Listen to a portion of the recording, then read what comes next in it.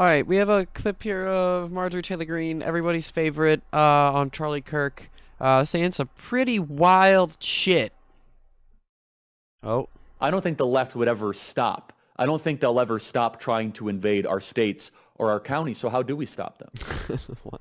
Well, I think that, red states could choose in how they allow people to vote in their states. For example, over the past couple of years, we've seen a mass exodus from California and New York, where we've seen people fleeing those leftist policies and moving to states like Florida, Georgia, Texas, states where they like the tax policies, they like the schools, they like the consequences of Republican and red policies.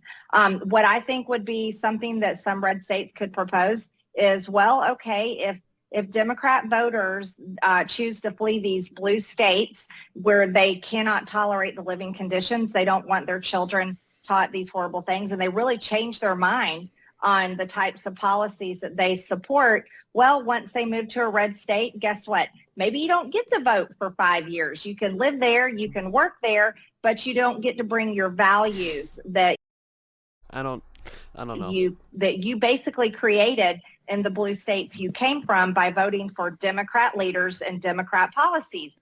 Oddly enough, believe it or not, there's actually more Trump voters in California than there are in Texas, which is crazy. Just to put it into perspective for Marge over here. But this would be up to red states to be able to choose to do something like that so that their red states don't get changed, which is what's happening, unfortunately, when Democrat voters leave their Democrat states and they take their Democrat votes with them. I mean, that's not really happening. That would be something that these red states would have to really consider and choose to do. But I'm a big believer in freedom, Charlie. But I'm also I'm a big believer in freedom, but I want to restrict these people's freedom to vote for 5 years. So she's saying that Democrats are fleeing the blue states and are going to red states, and then if they do that, then they shouldn't be allowed to vote for 5 years, at least 5 years, I'm guessing. And number one, I don't know if Marge knows this because she's just really fucking dumb. I wish I could be nicer, but I can't. She's just really fucking stupid. She lives in a blue state. Okay, so I don't know if she knows that. But also, what she's describing here, it's not really happening. Also, at first, Charlie Kirk kind of says, like, I don't think she understood what he was trying to say. I don't think the left would ever stop. I don't think they'll ever stop trying to invade our states or our counties. So how do we stop them? I don't think he meant it like people that are leftists are moving into red states because they want to be there, so they could try to like flip the state. I don't even. You know what? Saying it out loud, I don't even know. What the fuck either of them are talking about. It just none of it makes sense to me. It's Charlie Kirk and Marjorie Taylor Greene. There's only so much stupid bullshit that one person can handle.